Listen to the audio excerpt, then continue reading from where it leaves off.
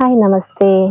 ನಾನಿವತ್ತು ರಾತ್ರಿ ಉಳಿದಿರುವಂಥ ಅನ್ನದಲ್ಲಿ ನೋಡಿ ಈ ರೀತಿಯಾದ ರುಚಿಯಾದಂಥ ವಡೆಯನ್ನ ಮಾಡ್ಕೊಂಡಿದ್ದೇನೆ. ರಾತ್ರಿ ಅನ್ನ ಉಳಿದಿದ್ರೆ ಬೆಳಿಗ್ಗೆ ತಿಂಡಿಗೆ ಮಾಡ್ಕೋಬೋದು ಅಥವಾ ಬೆಳಿಗ್ಗೆ ಮಾಡಿರೋ ಅನ್ನ ಏನಾದ್ರು ಉಳಿದಿದ್ರೆ ಸಂಜೆ ತಿಂಡಿಗೆ ಸಹ ಮಾಡ್ಕೋಬೋದು. ನೋಡಿ ಎಷ್ಟೊಂದು ಚೆನ್ನಾಗಿ ಮತ್ತು ರುಚಿಯಾಗಿ ಬಂದಿದೆ. ಇದಕ್ಕೆ ಕಾಯಿ ಚಟ್ನಿಯನ್ನ ಮಾಡ್ಕೊಂಡಿದ್ದೆ ನಾನು. ತುಂಬಾ ಚೆನ್ನಾಗಿರ್ತದೆ ನೋಡಿ. ಎಷ್ಟೊಂದು ಚೆನ್ನಾಗಿ ಬಂದಿದೆ. ರಾತ್ರಿ ಉಳಿದಿರುವಂಥ ಅನ್ನನ ಕಲ್ಸ್ಕೊಂಡು ಈ ರೀತಿಯಾದ ವಡೆಯನ್ನ ಮಾಡಿದ್ದೆ ನಾನು. ಇದಕ್ಕೆ ಏನೆಲ್ಲ ಸಾಮಗ್ರಿಗಳನ್ನ ಯೂಸ್ ಮಾಡ್ಕೊಂಡಿದ್ದೇನೆ, ಹೇಗ್ ಮಾಡಿದ್ದೇನೆ ಅಂತ ನೋಡೋಣ. ನೋಡಿ ಫಸ್ಟಿಗೆ ನಾನು ರಾತ್ರಿ ಉಳಿದಿರುವಂತ ಅನ್ನ ತಗೊಂಡಿದ್ದೇನೆ. ಇದನ್ನ ಒಂದು ಮಿಕ್ಸಿ ಜಾರಿಗೆ ಹಾಕೊಂಡು ನಾನು ರುಬ್ಕೊಳ್ತೇನೆ ನೋಡಿ.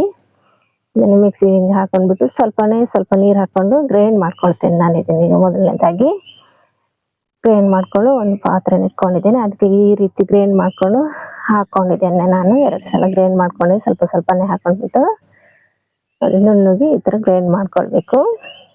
ಚೆನ್ನಾಗಿ ಬರುತ್ತೆ. ಇದಕ್ಕೆ ನಾನು 1 ಕಪ್ ಆಗುವಷ್ಟು ಅಕ್ಕಿ ಹಿಟ್ಟನ್ನ ತಗೊಂಡಿದ್ದೇನೆ ನೋಡಿ. ಈ ಅಕ್ಕಿ ಹಿಟ್ಟನ್ನ ಹಾಕೊಳ್ತಿದ್ದೇನೆ. ಸ್ವಲ್ಪ ತೆಗೆದಿಟ್ಕೊಂಡೆ ನಾನು. ಎಲ್ಲಾದ್ರೂ ನೀರಾದ್ರೆ ಹಾಕೋಬಹುದು, ಗಟ್ಟಿ ಆದ್ರೆ ಬೇಡ. ಇದಕ್ಕೆ ನಾನು ಒಂಚೂರು ಓಂ ಕಾಳನ್ನ ಹಾಕೊಂಡಿದ್ದೇನೆ.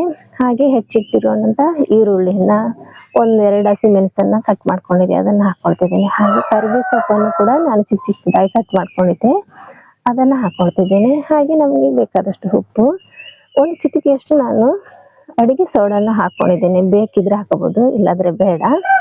ಇದನ್ನ ನಾವೀಗ ಚೆನ್ನಾಗಿ ಈ ರೀತಿ ಕಲಸಿಟ್ಕೊಳ್ಬೇಕು. ಎಲ್ಲ ಮಿಕ್ಸ್ ಮಾಡ್ಕೊಂಡ್ಬಿಟ್ಟು ಚೆನ್ನಾಗಿ ಮಿಕ್ಸ್ ಆಗ್ಬೇಕದು. ಅಕ್ಕಿ ಹಿಟ್ಟು, ಕಡ್ದಿರೋ ಅಕ್ಕಿ ಎಲ್ಲ ನೋಡಿ ಈ ರೀತಿಯಾಗಿ ಮಿಕ್ಸ್ ಮಾಡಿ ನಾನು ಇಟ್ಕೊಂಡಿದ್ದೇನೆ. ಇದನ್ನ ಒಂದು 10 ನಿಮಿಷ ಬದಿಯಲ್ಲಿ ಇಟ್ಕೊಂಡಿದ್ದೇನೆ. ಹಾಗೆ ಒಂದು ಬಾಣಲಿಗೆ ಎಣ್ಣೆ ಹಾಕೊಂಡು ಕಾಯಿಸ್ಲಿಕ್ಕೆ ಇಟ್ಟಿದ್ದೆ. ಎಣ್ಣೆ ಬಿಸಿ ಆಗಿದೆ. ಈಗ ನೋಡಿ ಈ ರೀತಿಯಾದ ವಡೆ ಮಾಡ್ಕೊಂಡಿದ್ದೇನೆ ನಾನು ಚಿಕ್ಕದಾಗಿ.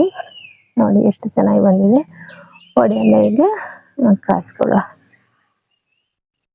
ವಡೆಯನ್ನು ಒಂದ್ಸಲ ಹಾಕ್ಬಿಟ್ಟು ನಾನು ಇಟ್ಟಿದ್ದೇನೆ. ಈಗ ಉಳಿದಿರೋ ಹಿಟ್ಟನ್ನ ಮತ್ತೆ ಸಿಕ್ಕಿದೆ ವಡೆ ಮಾಡ್ಕೊಳ್ತಾ ಇದ್ದೇನೆ.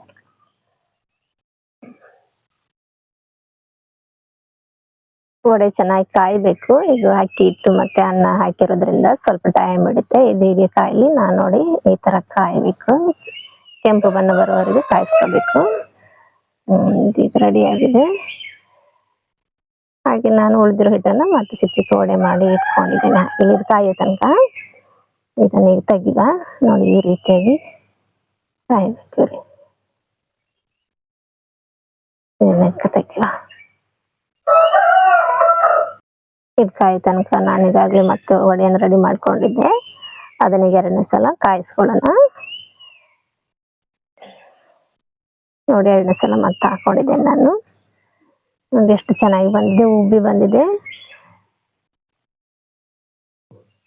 ಈ ರೀತಿ ರಾತ್ರಿ ಉಳಿದಿರೋ ಅನ್ನದಲ್ಲಿ ಮಾಡ್ಕೊಳ್ಬಹುದು ನೀವು. ರಾತ್ರಿ ಅನ್ನ ಉಳಿದ್ರೆ ಯಾರು ಹೀಗೆ ಊಟ ಮಾಡಕ್ಕೆ ಇಷ್ಟಪಡಲ್ಲ. ಈ ರೀತಿ ತಿಂಡಿ ಎಲ್ಲ ಮಾಡ್ಕೊಂಡ್ರೆ ತುಂಬಾ ಚೆನ್ನಾಗಿರ್ತದೆ. ಇದಕ್ಕೆ ಕಾಯಿ ಚಟ್ನಿಯನ್ನು ಕೂಡ ನಾನು ಮಾಡ್ಕೊಂಡಿದ್ದೇನೆ. ತೆಂಗಿನಕಾಯಿ ಚಟ್ನಿ ನಾರ್ಮಲ್ ಆಗಿ ಮಾಡೋ ಹಾಗೆ. ನೋಡಿ ಎಷ್ಟು ಚೆನ್ನಾಗಿ ಬಂದಿದೆ ಅಂತ. ಈ ರೀತಿ ವಡೆಯನ್ನ ಮಾಡ್ಕೊಂಡ್ರೆ ಮನೆಯವರು ಮಕ್ಕಳೆಲ್ಲ ತುಂಬಾ ಇಷ್ಟಪಡ್ತಾರೆ. ಸಂಜೆ ತಿಂಡಿಗೆ ಸಹ ಮಾಡ್ಬೋದು, ಬೆಳಿಗ್ಗೆ ನಾಷ್ಟಕ್ಕೂ ಮಾಡ್ಕೊಳ್ಬೋದು. ತುಂಬಾ ಚೆನ್ನಾಗಿರ್ತದೆ ಇದು. ನೋಡಿ ಕಾಯಿ ಚಟ್ನಿಯನ್ನ ಮಾಡ್ಕೊಂಡಿದ್ದೇನೆ ನಾನು. ಈ ವಿಡಿಯೋ ಇಷ್ಟ ಆದಲ್ಲಿ ಲೈಕ್ ಮಾಡಿ, ಶೇರ್ ಮಾಡಿ, ಕಮೆಂಟ್ ಮಾಡಿ. ಧನ್ಯವಾದಗಳು.